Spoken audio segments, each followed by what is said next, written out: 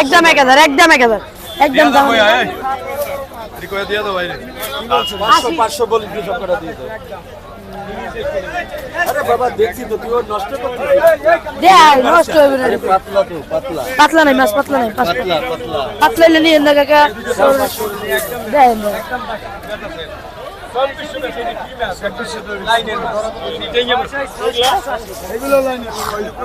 ছয়শো টাকা কেজি বেচছি দেবো আচ্ছা কাকা